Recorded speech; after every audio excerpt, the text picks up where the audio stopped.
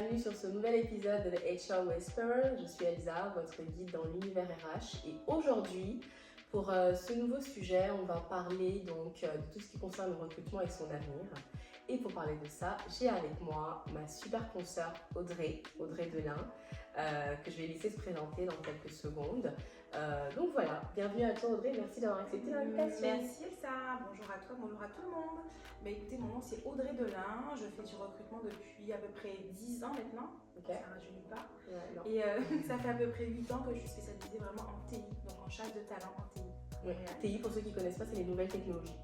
Exactement, et puis depuis à peu près 6 petits mois, je me suis lancée à mon compte, donc je suis solopreneur, donc j'ai lancé la firme Talens, Okay. qui est spécialisée en chasse de talent TI. Puis l'idée c'était vraiment plus de me rapprocher de mes candidats et mes clients et d'offrir vraiment un recrutement agile, basé aussi sur la transparence et qui a comme valeur. Oui, exactement, et puis qui a comme valeur vraiment l'équité, la diversité et l'inclusion. Parfait. Voilà. Parfait. Donc vous l'aurez compris, Audrey et moi, on est consoeurs, on fait la même chose pratiquement. Ma première question pour toi, ça va être de nous dire un peu c'est quoi les évolutions que tu as remarquées, parce que tu dis que tu as commencé depuis 10 ans, donc ça date pas d'hier. Et c'est quoi les évolutions en fait que tu as remarquées au cours des dernières années dans le recrutement? C'est quoi qui a changé par rapport à avant? Écoute, au niveau du recrutement, avant, quand on parle il y a un petit peu plus de 10 ans, c'était souvent, ça faisait partie des ressources humaines, ce qu'il est en fait normalement. Mais aujourd'hui, ce qu'on voit, c'est que c'est vraiment un rôle, on s'est rendu compte que c'est un rôle qui est vraiment à part. Les recruteurs ont besoin de faire que ça. Une RH qui fait du recrutement sur le plan TI, elle aura du mal. Donc aujourd'hui, c'est devenu un rôle qui est très... je ferais même le parallèle avec les agents immobiliers. Où c'est super important d'avoir une approche, de mettre ses valeurs en avant, de personnaliser quasiment son service. Et en fait, les recruteurs aujourd'hui, surtout en TI, ce sont des gens qui sont des spécialistes du marché du travail et qui sont capables d'influencer, de vendre des opportunités. Donc il y a vraiment cet aspect-là qui est venu se rajouter là de vendre parce que la configuration du marché l'oblige en fait. Parce qu'avec la rapidité, la démographie qu'on connaît, la rareté de main-d'œuvre. Donc voilà. Et ça c'est un élément. Mais évidemment, tout ce qui entoure également l'approche qu'on a en termes d'entrevue par exemple. Avant, je ne sais pas si tu te souviens, il y avait beaucoup ce côté où il y a l'employeur qui a ses attentes. Ouais. Et en fait, quand le candidat postulait, il essayait vraiment de fitter dans quelque chose, dans les attentes. Donc c'est vraiment l'employeur qui donnait en fait les règles du Dominait jeu. aussi à l'époque. Qui dominait complètement. C'est vrai. Donc en fait, tout le monde en entrevue, les gens ils essayaient juste de comment est-ce que je peux faire pour être un candidat parfait pour passer le process. On n'osait rien dire, on n'osait pas dire un mot de plus, les gens voulaient vraiment rester dans ce couloir-là pour correspondre aux besoins de l'employeur. Mais c'est vrai qu'aujourd'hui, c'est plus un marché de candidats, je dirais. C'est-à-dire que les employeurs doivent s'adapter et puis donc... Ouais, complètement. Puis en même temps, ce qui est intéressant, c'est que le savoir-être est beaucoup plus mis de l'avant finalement. Et les entrevues, les rencontres aujourd'hui, c'est plus, écoute, moi j'ai une opportunité, toi tu as des attentes, on échange ensemble pour savoir si on a des attentes. Mais chacun, les gens, il y a les mêmes attentes des deux côtés en fait. Donc le marché était quand même assez équilibré à ce niveau-là, pour le mieux.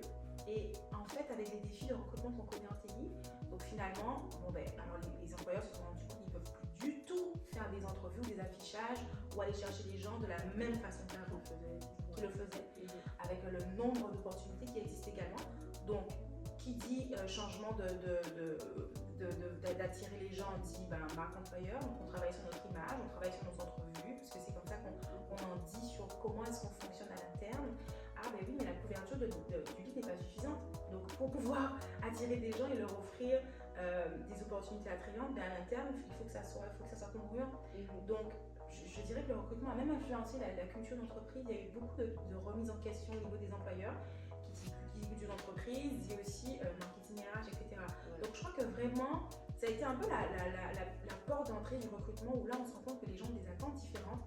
Ils sont plus prêts à accepter le premier poste arrivé, ils sont plus prêts non plus à se plier. Et puis les employeurs aussi ont tout à gagner parce qu'en fait, avant avec des entrevues très structurées, c'est ce qu'on nous a appris à l'université en RH. Plus c'est structuré, mieux c'est bien. Parce qu'effectivement, c'est vrai qu'on arrive à diminuer les biais.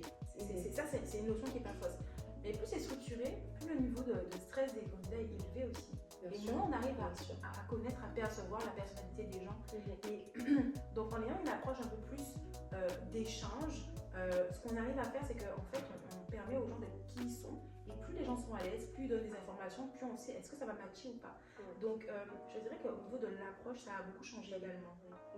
Donc du coup, tu parlais des approches tout à l'heure. Effectivement, même dans la façon dont on faisait le recrutement back in the days, les outils qu'on avait à notre disposition sont différents aujourd'hui. Et aujourd'hui, le terme qui est le plus à la mode, tu le sais, c'est l'intelligence artificielle. Il y a pas mal d'outils d'intelligence artificielle qui vont peut-être faciliter notre travail on a daily basis. Et moi, je voulais en fait que tu nous dises un peu aujourd'hui comme c'est quoi l'impact un peu que l'IA va avoir dans notre quotidien, que l'IA va avoir même dans le process de recrutement de A à Z. Qu'est-ce que tu en penses? Déjà, quand on parle d'outils, juste pour faire un petit peu la chronologie, avant, moi, quand j'ai commencé, on travaillait avec des listes. Il y avait beaucoup ce concept de... C'est tellement vrai, c'est vrai, oui. On travaillait avec des listes, on nous poussait à faire des call. Et puis, il y avait aussi beaucoup ce principe de mass mailing, tu sais, ce truc-là hyper pas personnalisé, bref, qu'on n'aime pas du tout. Et qui ne fonctionne pas. Voilà. Ouais. Donc aujourd'hui, évidemment, donc, on sait très bien que l'outil de base de toute personne en recrutement, c'est LinkedIn avec les versions poussées de LinkedIn Recruiter, mais c'est pas non plus suffisant. Puis l'avènement des ATS qui sont de plus en plus puissants nous permettent d'avoir vraiment des grosses bases de données. Donc c'est intéressant d'avoir sa propre base de données en tant que compagnie. En fait, c'est un peu son. Voilà, ça fait partie vraiment de son.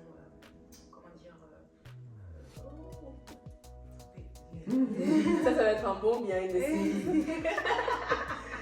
va être un bon blooper. Je suis complètement buggée là. Tu veux checker ton truc? Non. Ok, c'est même pas ça. Okay. Est-ce que je retape et tout? Oh non, c'est ok, vas-y, continue. Donc du coup, en fait, c'est ça. Donc voilà, les compagnies ont leur propre base de données. Et puis donc aujourd'hui, avec l'AI, c'est sûr que je dirais qu'au niveau des façons de travailler, il y a beaucoup d'outils qui nous aident à automatiser, à faire des choses beaucoup plus rapidement. Et ça, c'est quand même cool. Oui, tu sais. Tu galérais tellement avant. Mais même des listes, mais c'est ça, c'est la catastrophe. Et puis les affichages dans les journaux, tu sais, des trucs comme ça qui ne fonctionnent plus. C'est ça, non mais oui. Ouais. Ça a changé vite là. Ouais. Ça change très vite. On est dans un marché qui change très rapidement. Donc au niveau des outils, évidemment, dans tout ce qui est AI générative, moi je trouve ça génial. Par exemple, quand on va dans une entrevue avec un nouveau poste auquel on n'a peut-être pas l'habitude, on est à court de questions. C'est super intéressant d'aller s'inspirer, de voir qu'est-ce que ChatGPT nous propose comme question pour aller plus loin. Je dis toujours que être candidat, ce n'est pas un métier. Je suis sûre que ça t'est déjà arrivé, Elsa, d'avoir des candidats qui sont excellents, mais qui se vendent très mal et qui se vendent mal aussi dans leur CV, etc. Parce qu'en fait, c'est pas tout le monde qui est doué, tu sais, vraiment. Souvent, un CV, ce sur quoi on bute, c'est la mise en page. C'est tout bête, mais c'est dur de rendre quelque chose. Un CV qui est attractif. Puis on nous dit tout le temps que l'employeur il le lit en 0 secondes, en Z, qui balaye. Alors c'est un peu difficile en fait d'essayer de prouver ce qu'on a à proposer. Donc en fait, moi je trouve que j'en veux vraiment pas aux gens qui utilisent ces outils-là pour pouvoir se faire des profils. Il y a des applications qui sont très intéressantes, j'en ai essayé une récemment, pour pouvoir faire des CV qui a vraiment des propositions de formulation, puis qui est right on de ce qu'on a envie d'exprimer. Donc c'est vraiment des beaux outils, je trouve. Donc oui, c'est intéressant. Après, les limites en fait à ce niveau-là, c'est que de toutes les façons, on va devoir se vendre en entrevue, on doit devoir prouver ce qu'on a de personnaliser aussi ce qu'on envoie parce que justement on va être capable, faut être capable de se vendre en fait en entretien et ChatGPT ne sera pas là avec mon entretien. 100%. C'est comme juste à côté là pour checker un peu vite fait ce qu'on va devoir dire à l'employeur. Donc oui, c'est vraiment important de prendre, je trouve que c'est important de prendre ce recul là et d'avoir cette vue d'ensemble de oui, ça c'est un outil qui peut m'aider, mais ça reste une aide. L'outil ne doit pas faire toute la job à ma place. Et surtout, je dois être capable en fait d'avoir moi mes idées dans ma tête. En fait, ce que l'outil va faire, c'est peut-être structurer un peu mieux. Ce qui allait me prendre 2 heures va me prendre peut-être 15 minutes. Absolument. Mais vraiment être capable de se dire, ok, ça m'aide à structurer, mais moi je sais ce que je veux vendre, je sais ce que je propose, je sais ce que je vois, etc. Et j'y vais en entretien sans avoir cette aide-là. Et je pense que c'est un peu la difficulté qu'on retrouve chez nos candidats. C'est qu'ils se disent, maintenant le travail peut être tout mâché, entre guillemets. Ils utilisent ça à 100%. Ils se fondent dans la masse, il n'y a plus de personnalité, il n'y a plus de personnalisation. Et en fait, ce qui est dommage, c'est que les gens ne comprennent pas que l'outil, c'est un outil.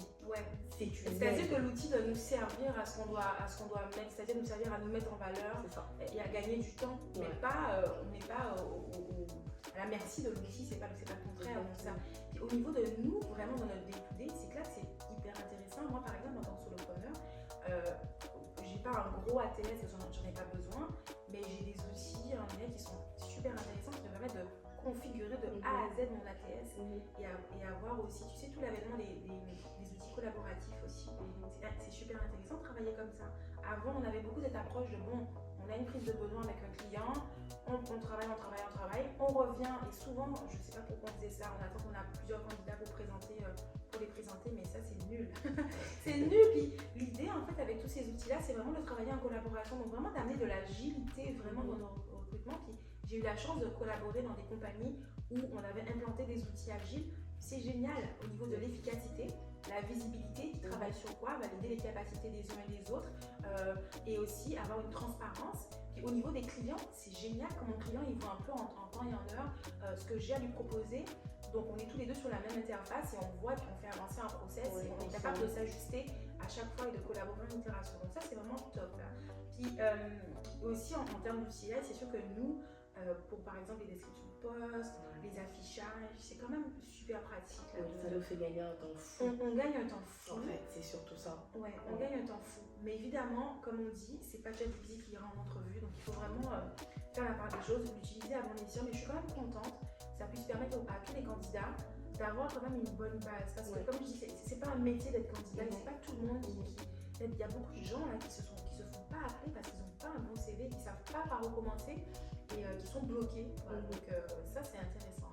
C'est vrai, ouais. Puis d'ailleurs par rapport au CV, je vais renvoyer nos auditeurs à l'épisode qui s'appelle Comment bâtir un CV gagnant, où en fait je donne des tips and tricks sur comment avoir un bon CV, donc n'hésitez pas à y aller, parce que comme Audrey le dit, ChatGPT va pas tout faire pour vous, et puis à un moment donné, il faut quand même comprendre comment ça fonctionne pour pouvoir mieux se vendre. Donc c'est ça, donc du coup au niveau de l'intelligence artificielle, donc tu as parlé de tous ces outils, est-ce qu'il y a autre chose que tu pourrais partager avec nos auditeurs? Ouais, je te dirais que alors, je pense que toi et moi, jusqu'à maintenant, il n'y a pas autre chose qu'on voit dans notre day-to-day qui a vraiment changé de façon drastique. À part si tu as quelque chose à rajouter au niveau de l'AI. On est d'accord, c'est vraiment plus l'AI générative pour nous aider. Mais tu sais que, surtout en Europe et aux États-Unis, il y a quand même des compagnies, des startups qui vraiment utilisent des robots AI pour pouvoir faire des entrevues. Oh waouh! Ouais. Donc du coup, c'est pas les personnes en interne au sein de l'entreprise qui font les entretiens, ce sont les robots. Exactement. Ok. Donc ils font et avec vraiment une espèce des approches de reconnaissance d'expression faciale pour essayer de décoder les émotions des gens. Je ne vais pas répéter les compagnies en question, mais voilà, donc on est quand même là dans certains marchés. Ça va loin, hein? Ça va très loin, puis ça pose beaucoup de questions au niveau de l'éthique, au niveau des biais, au niveau de la discrimination. Donc en fait, moi je trouve que c'est vraiment un sujet, surtout en recrutement, on va devoir y aller à tâtons. Parce qu'en fait, on sait très bien qu'aujourd'hui, l'IDI, l'équité, la diversité et l'inclusion sont vraiment au cœur des préoccupations des organisations aujourd'hui. Et des deux côtés, là, les candidats, les gens, ils ont ça dans leurs critères. Là. Je connais des gens qui ne rentreraient pas dans une compagnie si ils voient pas il n'y a pas d'inclusion et de diversité. Là, c'est devenu quelque chose de très important pour attirer et retenir les gens. Donc je dirais que faudrait vraiment y aller à tâtons. Puis ce qui est intéressant, ce que je pense aussi avec les AI, c'est que ça fait vraiment peur, mais en même temps, c'est chacun qui se positionne, quoi. Je veux dire, une compagnie, elle a ses valeurs, c'est elle qui va décider ce que j'implante, oui ou non, à quel moment je dis non à ça. Donc je pense que c'est aux organisations qui vont avoir vraiment un gros rôle de mettre leurs limites à eux. Oui. Absolument. Puis au RH, et en fait on voit comment les RH sont sollicités aujourd'hui, c'est avec tout le télétravail, etc., la culture d'entreprise, le marketing RH, mais avec les AI, ça va encore être plus. Je pense que c'est un rôle qui va s'enrichir, on va en parler un petit peu plus tout à l'heure. Ok, super. Bah, du coup, t'embêtes un peu sur ma prochaine question. Ma prochaine question, ça va être comme, vu qu'on a tout ça aujourd'hui, tous ces outils, cette intelligence artificielle, c'est quoi les talents et les compétences qui vont être recherchés à l'avenir? C'est quoi que nos auditeurs devraient savoir? C'est sur quoi peut-être qu'ils doivent plus se pencher s'ils ne l'ont pas déjà fait? En fait, moi je pense qu'on le voit déjà, ça fait quand même quelques années qu'on travaille sur des postes de scientifiques de données, data engineer, data scientist, donc pour des projets en AI. Donc il y a des compagnies, oui, il y a beaucoup de compagnies à Montréal, on est vraiment un hub AI. D'ailleurs, on est reconnu à travers l'Amérique du Nord. Pour être un hub AI. Un hub AI, c'est pas le numéro 1 là, de donc les startups en AI s'implantent, les gens veulent financer toutes sortes de projets AI, c'est très intéressant pour ça. Je pense que naturellement, dans tout ce qui est AI, tout ce qui est machine learning, deep learning, NLP, computer vision, voilà, tout ça, c'est des choses qu'on retrouve, qui sont demandées de plus en plus. Je crois que la cybersécurité aussi, ça vient de pair. Donc ça a toujours été demandé, mais là encore plus avec toutes les fraudes qu'on a vues, puis avec l'IA et comment est-ce qu'on amène la sécurité là-dedans, parce que ça pose énormément de questions. Et honnêtement, on a entendu beaucoup parler là, que bon, ben, l'IA générative est capable créer, de générer du code aussi. Oui. Ça fait un petit peu peur ça. Ben oui, tu as vu les développeurs qui, tu sais, ils font leur code et puis quand ils sont pas très sûrs ou qu'ils voient, enfin ils sentent qu'il y a un bug mais tu sais, ils le voient pas forcément, bah, ils le copient le code sur ChatGPT. Ouais. ChatGPT leur dit en quelques secondes où est l'erreur, répare l'erreur et leur envoie la nouvelle, le nouveau coding adapté en fait. Moi je trouve ça fou. Moi je trouve ça fou. Et en même temps, alors il y a des bénéfices à ça, mais en même temps ça fait peur pour la sécurité de l'information des entreprises. Alors là, comment est-ce qu'on gère ça? Et puis en même temps, est-ce que ça veut dire que ce rôle-là, il y en aura moins? Je sais pas. J'en discutais ce matin avec quelqu'un qui a justement une startup avec des développeurs et qui me disait que, écoute Audrey, on n'a aucune idée dans quel sens les choses vont aller. On sait qu'il y aura du changement, mais en fait, ce que j'entends un petit peu, c'est que y a quand même on ne pourra pas se passer quand même de développeurs, surtout ceux qui ont de l'expérience, et ça va peut-être plus difficile pour les postes d'entrée. De toutes les façons, de façon générale, on pense que tout ce qui est tâches répétitives, sans valeur ajoutée, ben, ce sont des métiers qui vont être amenés à être remplacés. Là, je parle même orthélie. Mais tu sais quoi? Ben, des fois, je pense qu'il y aura du bon là-dedans. Il y a beaucoup peur de la part des gens, parce qu'effectivement, il y a des corps de métier où il y a différents types de personnes aussi. Puis il faut que tout le monde travaille, tout le monde trouve sa place sur le marché, mais en même temps, tu sais, les métiers qui sont vraiment répétitifs, qui ne mettent pas en valeur la personne, qui les brisent physiquement, ce sont vraiment des métiers qui tuent le corps à travers les années et qui ne leur apportent pas de valeur. Ben en fait, c'est pas mal, hein. C'est pas plus mal. L'idée, c'est vraiment d'accompagner les gens et de leur proposer autre chose. En fait, leur permettre de grandir en compétences et de se former pour aller apprendre autre chose. C'est ça, on a connu là dans les industries avant, les gens avaient des métiers qui étaient complètement inhumains, on a remplacé ça par des machines. Les gens qui faisaient Regarde un milliard de préparateurs de commandes à l'époque. Je sais pas si ça existe encore d'ailleurs. Mais c'est ça, c'était vraiment ça, tu sais, que tu as la boîte, tu fais le même mouvement 90 000 fois dans une journée. C'est ça. Mais tu te le travail à la chaîne. Ben, on est content que ça ait changé. Bon, ben, voilà, donc il y aura des bonnes choses, mais il y aura des choses à limiter. Ouais. Et du coup, par rapport à ça, comment tu vois l'avenir du recrutement en TI? Ça va être quoi notre rôle en tant que casquette conseil pour nos clients? Écoute, moi je pense que sincèrement, j'ai pas la réponse exacte de qu'est-ce que ça va donner. Tu sais, on a tous des points d'interrogation là. Ouais. On ne sait pas là si vraiment il y aura des ATS super puissants parce qu'on sait qu'il y a des outils aujourd'hui qui sont capables de générer un paquet de profils. Après, je crois qu'aller chercher un fit, il y a quelque chose là-dedans, dans le fit, dans la conversation, dans le lien avec les gens, que l'IA n'a pas non plus de conscience. Donc du coup, moi je pense qu'on aura toujours besoin de personnes à un moment donné dans ces processus-là. En tout cas pour les compagnies qui valorisent ça. Peut-être que les compagnies qui ont envie d'embaucher à la chaîne sans trop regarder la personnalité, peut-être qu'eux ils y trouveront leur compte. Mais nous, on a parlé beaucoup de l'importance du fit. Les gens sont de plus en plus exigeants pour travailler dans des compagnies dans lesquelles ils partagent des valeurs. Donc je ne peux pas croire que ça va être des outils en fait qui vont réussir à les embaucher en tout cas. Je pense pas qu'on va gagner du temps à ça parce qu'on s'entend que quand on fait des entrevues, on crée des matchs là. Et puis le fit, c'est la magie qui opère en fait. Tu vois. Donc ça, et ça, imagine, ne peut pas le faire. Justement, tu embêtes sur ma prochaine question, ça va être comme comment tu vois le futur, enfin, comment nous, les professionnels en RH et en recrutement, on va devoir être... c'est quoi notre futur? Qu'est-ce qui va se passer pour nous dans nos jobs au quotidien? Ouais, moi je pense que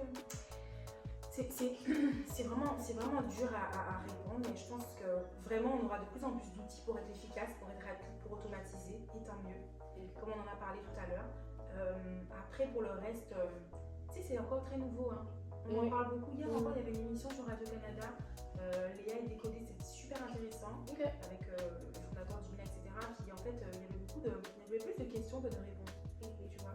Bah c'est ça, les gens s'interrogent beaucoup en fait. Ouais, il y a beaucoup de questions. À la fois candidat, employeur, enfin tout le monde se pose des questions. Tout le monde se pose des questions. On sait qu'il y aura du changement. Qu'est-ce qui va changer? On sait qu'il y a des emplois qui vont disparaître, d'autres qui vont apparaître. Lesquels? On ne sait pas encore. Est-ce que, et puis surtout, ce serait bien aussi que les systèmes éducatifs soient prêts, parce que les nouveaux métiers qui vont arriver, il va falloir former les gens à ces nouveaux métiers-là, donc ça veut dire qu'il faut que les systèmes éducatifs soient prêts à répondre à cette demande-là pour que les personnes soient le plus rapidement possible opérationnelles. Et du coup, ma prochaine question, en fait, c'était plus comme par rapport justement à ça, à la formation et aux candidats. Qu'est-ce que tu vas leur conseiller pour qu'ils puissent se démarquer? Parce que maintenant, c'est de plus en plus compétitif. il y a des nouveaux outils, il faut être autodidacte, il faut réellement se vendre d'un point de vue savoir-être, mais se vendre aussi d'un point de vue savoir-faire, et puis ça évolue tout le temps à la vitesse grand V. Comment les candidats, qu'est-ce que tu leur conseillerais pour qu'ils se démarquent? En fait, moi je pense que définitivement, dans un monde où on aura beaucoup plus de choses qui vont se faire à notre place, plus d'automatisation, je crois qu'il y aura un peu cette espèce de mouvement inverse de on va rechercher encore plus tout ce qui est de l'ordre de l'humain en fait. Plus tout ce qui est de l'ordre du singulier, tout ce qui est de l'ordre de la spontanéité aussi, tu vois. C'est vraiment mon sentiment à moi. Enfin, j'ai vraiment l'impression que ça va être encore plus valorisé. Donc, mais définitivement la maîtrise des outils qui sont utiles, qui font qu'on va gagner du temps, etc. Enfin, je veux dire, les bonnes façons de faire, habitudes comme ça, elles s'importent rapidement. On a vu le télétravail avec la crise, là. Les gens se sont adaptés comme ça. Parce que pourquoi, en fait, quand on gagne du temps, d'efficacité, on fait du bien à l'environnement, etc. Ben, tu vois, donc il y a vraiment, les choses vont vite, en fait. Donc moi, je pense qu'il y a des choses, des façons de faire où, tu sais, tout le monde demande à tout le monde de connaître la suite Windows, là, mais il y aura d'autres suites AI à connaître aussi. J'ai l'impression, en tout cas. Et vraiment, l'idée, c'est vraiment d'essayer d'avoir un esprit ouvert et de continuer à se former continuellement. Puis ce qui est intéressant aujourd'hui, c'est que la formation est très accessible et beaucoup plus facile qu'avant. Et presque gratuite en fait. Oui, c'est vrai, pour pas grand chose, tu peux te former sur plusieurs outils. Oui, effectivement. Mais définitivement, je pense qu'il faut le côté vraiment rester soi-même, faire valoir sa personnalité, etc. Je crois que ça va être de plus en plus recherché. Donc, faut pas arrêter de travailler sur soi de toutes les façons. Ok, parfait. Alors Audrey, ça va toucher un peu à sa fin de notre épisode, c'est qu'on a parlé de beaucoup de choses. J'espère que vous avez pris des notes. On vous mettra là en dessous peut-être les liens dont on parlait, les petits outils dont les gens peuvent avoir besoin. Ma dernière question pour toi, c'est un peu la tradition dans cette émission, c'est pour toi quel est le mot de la fin? C'est quoi ton mot qui résume dans son entièreté notre conversation? Ouais, on a dit quand même beaucoup de choses, mais je pense que ce qui résume, c'est vraiment rester connecté. Parce qu'on sait, c'est comme si on le sent, c'est un peu comme sous-jacent, c'est comme si on sent qu'on est en train de basculer vers autre chose. Je sais pas si tu as un peu ce sentiment-là. Oui, totalement. Mais surtout nous en TI, je pense que oui, on le sent tout le temps, on sent que ça bouge tout le temps. Ouais. Et là, on est dans quelque chose, dans des choses peut-être différentes de ce qu'on a. On est toujours dans des cycles en général, et là, on est dans un cycle où les choses sont un petit peu différentes sur le marché. Donc, on sait qu'il va y avoir des bouleversements. Donc, je trouve que c'est vraiment important de rester à l'affût, de rester connecté. Puis, tu sais quoi, c'est très drôle. On parlait beaucoup d'outils, etc. Mais je pense qu'il n'y a rien de plus fort que la force du réseau. Et plus que jamais. Ça donne des résultats incroyables. Donc je pense qu'il ne faut jamais arrêter, quel que soit même quand on a un emploi, de travailler son réseau, de l'entretenir. Et parce qu'en fait, le monde est grand, mais il est petit en même temps. Et on ne sait jamais en fait ce qui va nous tendre la main demain.